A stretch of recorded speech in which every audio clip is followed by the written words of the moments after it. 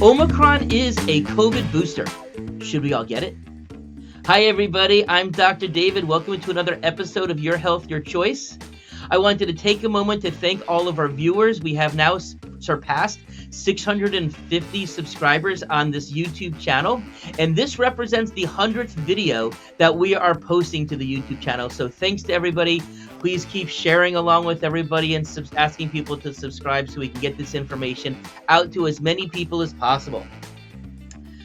My role here, as I've been expressing, is that I am serving as primarily as an educator. But I'm also presenting this as a pediatrician who owns a private pediatric and family care clinic. So we are also taking it from a first-line perspective of people who I'm counseling on a regular basis. Today I'll be joined on the show by our executive producer, who is also my sister, Shari Kulanu. Shari, thanks for joining us today. It's great to be back. Thanks, David. Absolutely. Remember chickenpox parties? Decades ago, before there was any vaccine, parents would have their kids gather if somebody had chickenpox in order to just get it over with. And now people are asking, is this something that we should be doing with COVID in the age of Omicron? It certainly is. And, I'll say when we first started talking about this, I immediately was thinking about a story from when we were kids, which is that I remember you had contracted chickenpox from somebody in the neighborhood. And next thing I know, even though I was healthy, mom was saying, you're going to stay home from school today and play with David. And I said, but David has these sores all over him and he's itchy and he's scratchy and doesn't feel good. Why would you want me to stay home with him and catch that? That sounds horrible. So first, I want to start by just having you clarify for everybody what chickenpox gatherings were and whether or not people are doing them today. And then we will talk a little bit more about how those might be different from COVID and Omicron. So what were chickenpox gatherings? Yeah. So back in the day, parents would, if there was known that there was chickenpox in the community or a friend, that it was very common that parents would have their kids play with them, because back then when there was no vaccine, everybody was going to get chickenpox. And so there was also an understanding that the younger that a person was, if they caught chickenpox, as opposed to if they were a teenager or younger, that they would get over it better. And of course, the younger that a kid got it, then the less impactful it would be if they were having to miss school for a week as well. Right. So parents would have these gatherings and then they would kind of just get it over with. Now, because the vaccine was so successful at and pretty much eliminating the chickenpox, we don't really see it anymore. If I see one case a year, that's probably a lot. So just because of the fact that there's none around, people aren't doing it. But, one of the things that we're hearing about, which, talk about an ick factor, and I've even seen people doing this online, where if somebody has chickenpox, I've seen families who are intentionally having their kids lick lollipops, and then they're sending it to other people in order for them to get chickenpox. Now, that is not something that I would recommend somebody do, sharing each other's germs that way. Who knows what else you're passing along too. But nonetheless, that's something that we're actually hearing that there are some people out there doing. So, people, I guess, become inventive, but whether that's a smart idea or not, I guess I'll leave that to the beholder. Well, and people be people, right? People will do all types of things, which makes me bring us to the next topic. Let's talk about Omicron, right? Because there's a lot of people that are talking about right now, well, I've heard lots of things. One of them is that Omicron tends to be a less dangerous variant of compared to some of the earlier. It's also much more contagious. So a lot of people now, almost everybody now knows of people that have had COVID, probably Omicron in the last month or two, and see that their friends and family are kind of getting over it in a couple of days. They're not hearing as much hospitalizations and all that stuff. So people are kind of left with this idea of, well, maybe I should just go out and get it over with. So let's talk about some of the potential benefits of catching Omicron now. Okay. So, and again, benefits is kind of an interesting word, but, informed consent means you weigh the risks and you weigh the benefits of doing something. So when we talk about a benefit, we're not saying like this, everybody should go out and do it because it's so beneficial, but this is part of that conversation of when we're weighing the different opportunities that are out there. So it's very well understood at this point that Omicron is a milder disease. We're hearing it from the CDC. We're hearing it from Dr. Fauci. We're hearing it from a lot of other people and sources around the world, that this is almost exclusively staying to the upper part of the airway, not going down deep into the lungs to cause pneumonia, much less likely for people to getting full systemic body types of infections. But it's also important to recognize that it still can be kind of a rough go about it as well, and people can be getting very significant flu-like illnesses where they're sick for a week, 2 weeks, etc. So so yes, there's a benefit in that the likelihood of you being hospitalized or dying is way down. Now there's a couple other things to this though. When so many people now have some form of immunity, whether they've had the wild disease already from one of the past variants, or whether they've had the vaccine. So there's not that many people who are going into this with no level of immunity whatsoever. And that has to be helping out also keeping the hospitalizations and the death numbers from spiking the way that we saw relative to the sheer case number. So, I mean, a lot, the case number load, it's kind of like this, type of spike. But what we're seeing in the hospital numbers and the death is that there's a little bit of more of a bump than what we were seeing back in December and January, but it's not even close to that same type of spike up and down. And so the two things, it's less dangerous, even though it's more contagious, and the fact that so many people have protection here. So again, if you don't have protection, that's a little bit of a different story. But another thing about it, which is on the psychological side, okay, so many people have been spending their last couple of years in fear, depression, anxiety. Am I going to get it? What's going to happen? But let's face it, if this is something that is so much less likely to put you in the hospital or to take somebody's life, there's a little bit less of a concern about that. But like, quite frankly, kind of as what we were talking with the title name, a person who's going to get Omicron is going to get fabulous natural immunity, which of course within our society makes for herd immunity. So now that they're showing that although the antibodies developed from Delta or Beta or Alpha originally doesn't have great protection against stopping people from getting sick from Omicron, there's earlier evidence now coming out of South Africa that the antibodies made from Omicron actually do very good job at providing immunity against those previous variants in terms of how well the Omicron antibodies that are generated are able to block those other viruses, those other variants, I should say, from getting into the cell. Well, let me ask you a question about that, because I know that, we talked about lowering the risk factor and all of these other things. We're going to go a lot more into detail about sort of like weighing the personal and family types of risks and benefits. We're going to talk about some of the societal concerns that are still there. So you started talking about this a little bit. I want you to talk a little bit more about whether you've had the COVID vaccine or if you had a prior infection, does that really affect how somebody might want to be thinking about if they're going to make themselves more at risk of exposure to this, whether or not they might want to get it or something like that? Yeah. So as we have seen with previous variants, certainly like we saw with Delta, the overwhelming majority of people who are getting hospitalized and who are dying are people who have no immunity whatsoever. And on this channel, we've certainly talked about immunity, really needs to take into consideration people who've had the wild disease as well as the vaccine. Of course, people who are at high risk in general have one of the risk factors, of course, puts them at a greater risk too. But having no immunity going into it and having high risk factors, of course, could be a double whammy for the people. So part of this is the individuality that we talk about of a case by case basis. But certainly if people have immunity, and of course we can check antibody levels to prove it for people, then we know that they have some protection going in, which has to be helpful to them. Now, I know that some of the data coming out of Britain, and giving a shout out here to Dr. John Campbell, shows that that can also have an effect on whether or not you have a symptomatic case of it. Talk a little bit about the idea of having this be a booster if somebody has already had a wild virus or has been previously vaccinated. Yeah. So some recent evidence out of England where they looked at these, and they found, first of all, that when a person had 2 doses of the vaccine, that they had a high level of immunity for about 20 weeks, and then it started to fade off and made people more likely that they'd get a breakthrough infection. Interestingly, though, they found that when a person got the booster, they would get protection for an additional 10 weeks at the highest level before it started to fade, which of course brings the question, and we know that in Israel that people have been talking, that they've been doing people with a fourth dose of an additional booster after the three. The World Health Organization has flat out come out and said that a booster in a younger person, a child, adolescent, or in a young healthy person is really bringing no benefit whatsoever. So, obviously people have the right to go out to get a booster. I don't think it's dangerous for them to get a booster if they had no problem with the first two vaccines. Obviously, if they had a problem with the vaccine, that would certainly be more concerning to me as to how they would do with it.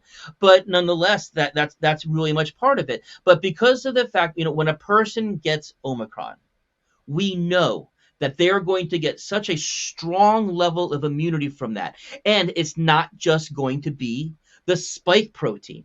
There are lots of other proteins on the virus. If you've ever seen some very close-up looks of some of the molecular level of COVID, there is an envelope protein, there's a spike protein, there's a nucleocapsid protein, which we can check for.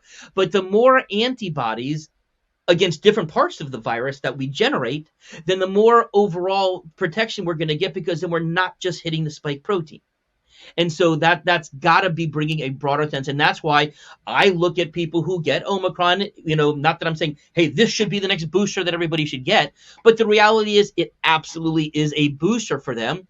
And quite frankly, that's why there's a really good chance that this is going to be part of the herd immunity that's going to turn COVID into a pandemic, into an endemic situation that will become more cold and flu season-like, and will more than likely turn this into how all the four other coronaviruses that are things that just give us the cold, more than likely this could have started off at that. Those could have started off at much more dangerous viruses that we just didn't know about, because that was a long time ago. So again, that's part of the whole evolution of how we're hoping, and what the evidence is showing where we're heading with all of this. All right, so I want to shift the conversation now to talking about some of the potential concerns, or some of the reasons why you might not want to catch it right now, right? Because obviously there's a lot of people who are still saying, well, the science is new, it's not really in 100%. I'm still going to play this a little bit safe. Maybe I have prior existing conditions that put me at a higher risk, that could land me in the hospital, or I live with somebody who's immunocompromised. So there are still some of the reasons. So talk a little bit about what are some of the reasons why people may want to hesitate running out and catching Omicron right now. Right. So I think the first and foremost thing are the people who are at high risk, who have no immunity, as we talked about before. That could still be a problem. I mean, there are people who have died from Omicron. Thank God it's much less. But there are reported cases that would happen, and pretty much everybody, as well as even going back to the very beginning of COVID, the people who are dying and who are on ventilators are overwhelmingly people who have high risk, whether they're overweight, diabetic, primary lung disease, immunocompromised in some way. And that still holds. We can't promise somebody that every single person is going to have just a more mild cold or flu-like illness. We don't know. Everybody, so there's still some rolling of the dice that's going on here, but at least, we are able to load the dice a little bit more here, which is kind of nice.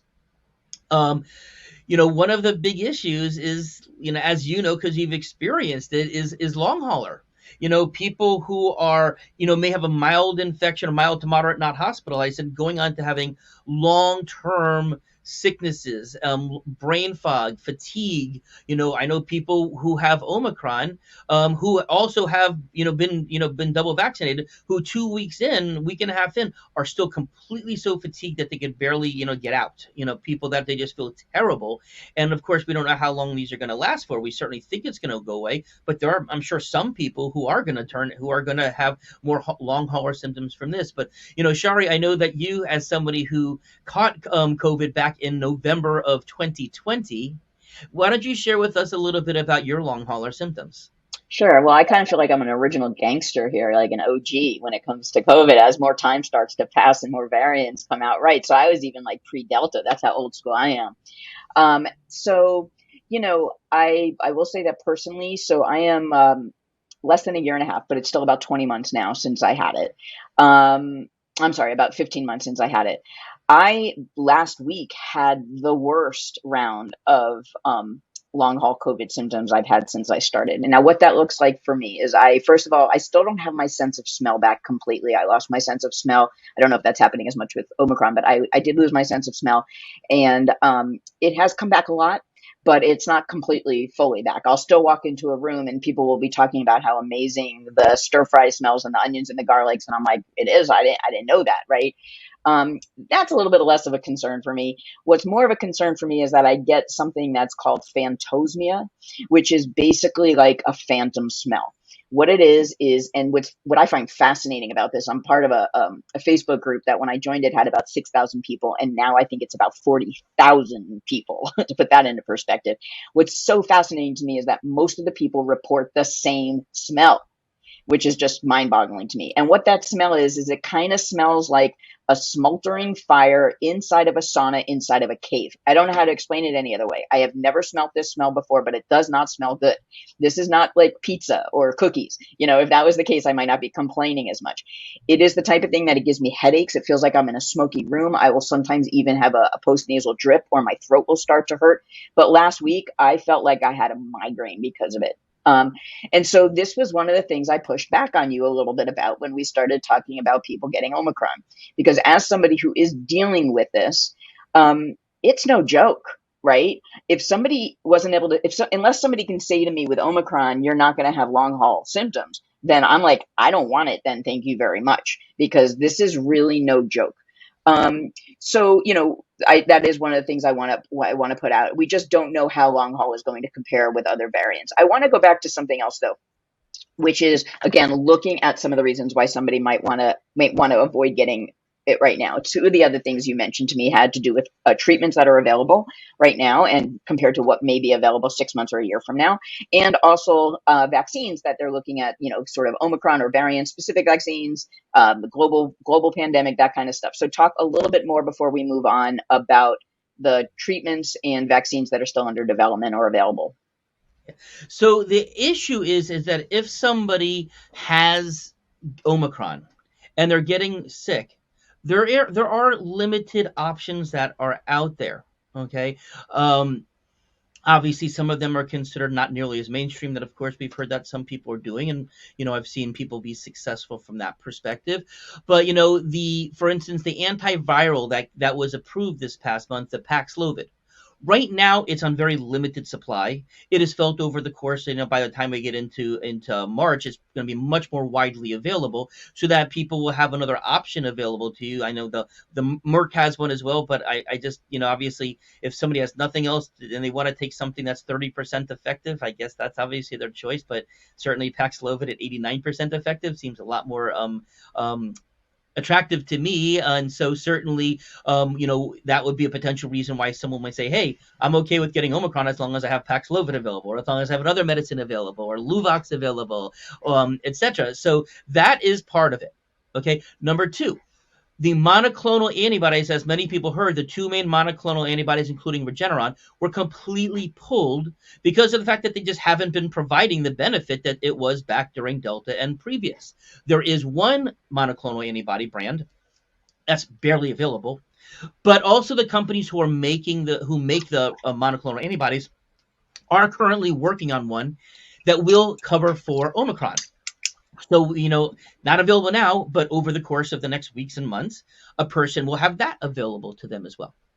Now, the other thing for those who for those who prefer to use vaccines as their primary line of defense, they are working on, and we've heard that by March, that there will be an Omicron specific vaccine.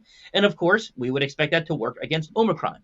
Now, there is an interesting question of, does this mean we're just going to be chasing our tail after that?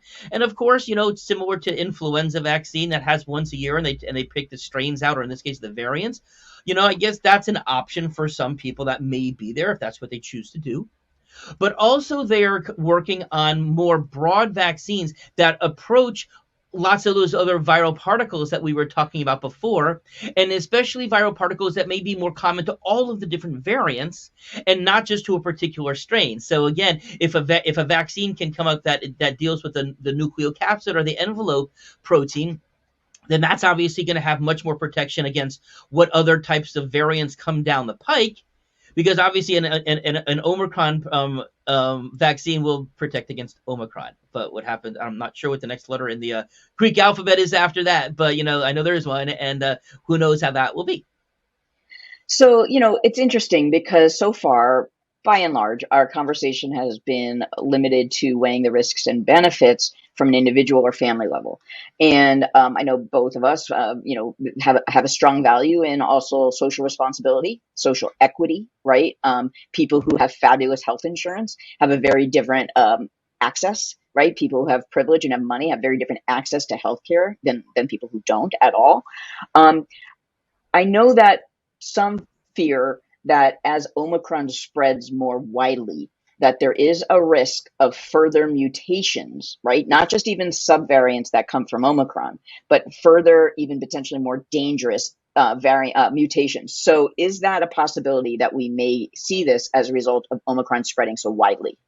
Yeah, and also part of what you're talking about with the inequality is also recognizing that we've gotten close to filling hospitals and etc. So people can't be treated for other medical conditions if there's no doctors or beds available to take care of Right, them as well. So that's obviously right. important. So already there have been subvariants for Omicron. So the first Omicron really started to develop into two main paths. There's one for called BA1, which was the main Omicron that then spread across the world. Now you're hearing about BA2. BA2, while all evidence seems that it's the same virus in terms of the dangers of it, is actually 125% more contagious. So it's even double the contagious level of what was the previously most contagious form by far. So of course, more than likely, this is the one. BA2 is going to be the one that we're probably going to know and take over in the next few weeks. Again, that's not really a problem because again, if a person had Omicron already, they're going to be protected against the second version of it, if you will. There's also has been identified a BA3. So it's like there's the Omicron. There's kind of like these different subvariant, but it still has all of the main mutations that make it an Omicron. So that's part of it. So in terms of other Omicrons, no. Now because the antibodies are also covering for those other variants. And of course, this again comes back to people who develop antibodies against the other proteins of Omicron that may very well become common to all of the other ones that we see in the future. So obviously, nobody is going to be able to say, oh, this is the end of the pandemic and there will never be a variant that will be both more contagious and more deadly. However, in speaking with the virologists and hearing what they have to say about that, it is felt that that is a pretty unlikely scenario. And that's why, again, if everything plays out, it could very well turn out that Omicron was the savior for us all. That is pretty cool, actually. I would like to see that happen, and I guess the science will show over time. I'm one of those people who thinks that Mother Nature bats last, right? So it'll be interesting to see whether or not some mutation happens that actually overrides these. But I'm not a virologist. I don't even play one on TV for that matter. I wanted to say something else about the healthcare providers. You were talking about the inequity of the possibility of people not being able to have beds because they come in or their surgeries are getting pushed back, right? Another issue that I think is really important, and I don't think it's been talked about enough, actually, is the burden that this has put on healthcare workers, right? Most people know that our mom was recently in the hospital. And so I had an opportunity sitting there day in and day out to talk to some of the nurses. I was floored to find out that in one of the hospitals in South Florida, 60% of their nursing staff quit over the course of COVID because part of it was it is exhausting. They have post-traumatic stress. It's been horrible for them. So a lot of hospitals and medical facilities are operating completely understaffed right now. And there is a fear that if people start to show up more in need of care, that there's not going to be the care available, but that it's also like, I don't want to say it's not fair because people choose to go into healthcare to help people, but it is putting a disproportionate burden on people that are on the front lines caring for people that get very sick.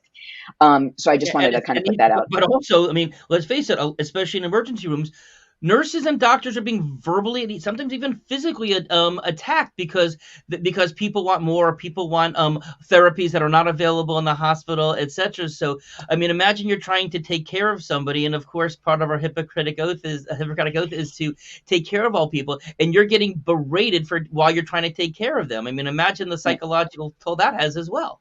right. So before we wrap up, I wanna talk about something else, which I know is something that you're actually going to go into in your Patreon video this week, which is something we could share a little bit more about. And it's an exciting endeavor, which is that when you're like you've said with everything, you have to weigh the risks, the benefits, and there are certain life factors, or there are certain medical factors, family factors that people often you encourage them to look at when they're sort of weighing the risks and the benefits of getting or spreading Omicron. So my next question is, what are some of those factors? Yeah. So of course the main risk factors that we've been hearing about, the obesity, the diabetes, the high blood pressure, the coronary disease, lung disease, to blood cancers in particular, more so than solid tumors, people who have immunodeficiencies, transplant patients, etc. They're going to be the one who are going to be most at risk. But then the question is, are there things that we could be doing to lower the risk? Which, of course, listeners of this channel have heard on, ultimate times over about the importance of checking vitamin D and zinc levels and getting them to the middle part of the range, not just barely scraping by on the levels, not just taking it and hoping that you're getting the good levels. Obviously risk factors that not just the individual has, but risk factors of those around them and how well they are nutritionally, and of course exercise and sleep, the things that we've talked about as well. Because again, you may be very well off in terms of those things and be at low risk, but who are you hanging out with? Who is your kid hanging out with? Could that your kid be giving it to a friend who could pass it along to a grandparent? Could a friend be a kid be bringing it to school and impacting, obviously in Florida, because there's really no restrictions anymore here, could they be giving it to a teacher who themselves may have some health factors as an adult or their family? So it takes a village. And the one thing that I would ask of everybody is to, of course, be more mindful that it's not just about you. It's not just about the people who live in the four walls of your house. There's so much more to this. And of course, everybody's going to take care of their own first. But in a way, we're all owned because we all share this major home called Earth. And if we're not on top of this, when we're in our communities, we're going to have more problems. Yeah, and it's interesting because I think one of the sort of second areas where this is really, I mean, it's been affecting it the whole pandemic, right, is the educational system. And, I have a friend out here who's the director of a preschool, and they've now had two Omicron episodes, if you will, run rampant through their schools, which basically then has this ripple effect because one person tests positive, and the way it's working out here from a safety protocol standpoint is kids are basically sent home for a period of time, which means parents are then called from work to go pick them up, which then has a ripple effect at all the local businesses and everything else. But it's also become such a thing that at least out here in California where I'm currently sitting, if a school, depending on their population, has too many outbreaks, they may actually lose their license, right? In this case, it's a private school. So, there are very many implications to having Omicron just kind of continue to spread. It puts a lot of burden on teachers and administrators of schools to basically have kids showing up that are sick, and passing it on to everybody else in the school, because those kids might be fine, but their lives are basically turned into a living hell while they're trying to, from an administrative standpoint, make this work, right? So these are all just some of the things we're looking at. So I want to talk about some of the takeaway points, Dr. David. What does this all mean? We've talked about a lot of things. Some of it's things we've already talked about. We've been talking about for 2 years. We're all tired of talking about it. But with Omicron, what are some of your takeaway points? Okay. So first of all, unless you're living in a relative plastic bubble, most likely we're going to all get exposed to Omicron over the course, if you haven't had it already in the first part of this year, over the course of the next month or two. So again, it almost doesn't, it may be more of a when than an if type of question, which of course makes us, should we get it, question that we kind of posed at the beginning. Maybe it is changing on to we should get it. Or when Not you as get we it, should right? intentionally get it, but we should be getting it because we may not have a choice if we're going to continue. We know that the effectiveness of masks have been less hopeful around here. That's why they've even been talking about using the higher protective, more medical grade KN95 and 95, which really at this point, we know that regular cloth masks are not much more than face dressing for show, but they're not really accomplishing anything unless maybe you cough and it catches something, but it's not stopping the particles. So that's part of it as well. Again, if you have prior immunity through natural or vaccinated way, you do have a leg up on people who don't, and that should be providing a level of protection. Again, not wanting to overwhelm our healthcare system. We don't want to, of course, knock out, restaurants, knock out service industries, again, schools, etc., as you described so well. And of course, just the main thing is it be responsible if you get sick. So, at this point in time, and I'm actually very surprised because we haven't seen, and a prediction that I got wrong. I thought that this was going to be a very bad very bad influenza season. So far, we haven't really seen that. Doesn't mean it can't happen. Of course, in Florida, where it isn't that uncommon for us to see influenza closer into February, March, and it gets down here later. It does seem to be that happens. So there's that possibility. But I think that if you have viral types of symptoms, any of the types of symptoms, the loss of smell and taste is not as much. The pneumonia is not as much, although it is being seen. But what are the things that we're seeing most? Fatigue, tiredness, weakness. This is the thing I'm seeing from adults most. And so again, be aware that can be happening. But also, quarantining. Either assume that you have COVID and be, for sure at home for at least 5 days. And if you're getting better, being out in a mask for the next 5 days or staying at home for the 10 days. Testing. Now, if a rapid test is positive, it's almost certainly a true thing. But I do not have very much faith in people who are symptomatic, especially with some of the classic things. I mean, I had a patient said, I lost my smell and taste and I'm still not showing positive for it, but my spouse does have it. Again, I would assume that I have it, but that's where I believe that the PCR test can be helpful. So my feeling is if you're trying to have a test to be positive to decide what to do next, and your rapid test is negative, get a PCR test. We do it in our office all the time.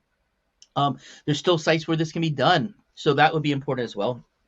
And therefore, just again, it's not that we, so coming around, should we, the original question, should we just get it?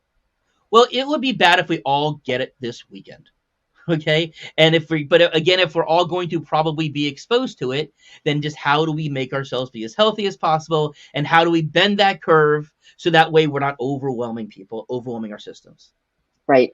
So I'm gonna have you wrap it up now, and let people know a little bit about your information. I do want to remind everybody that we do have this new exciting Dr. David MD Patreon channel.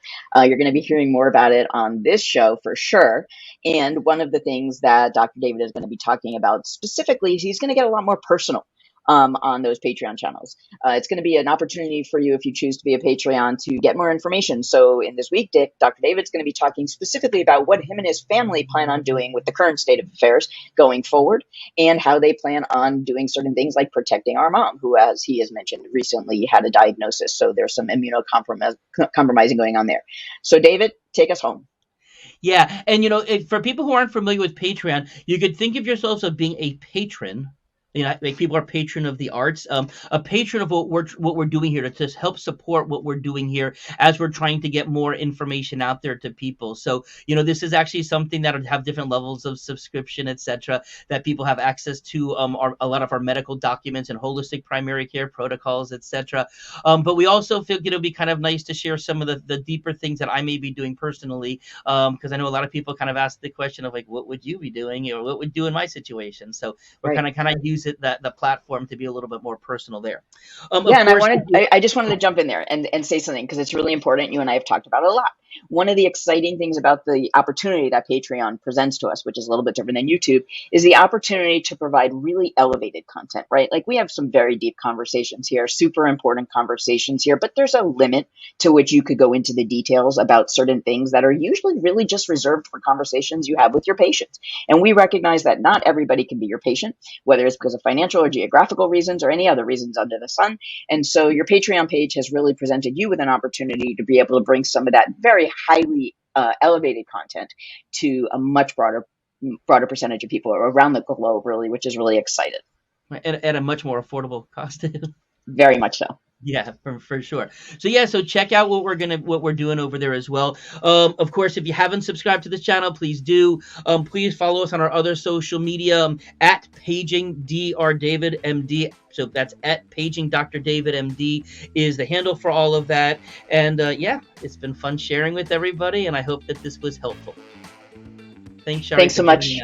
Absolutely. Thank you, David, for having me on. Take care now.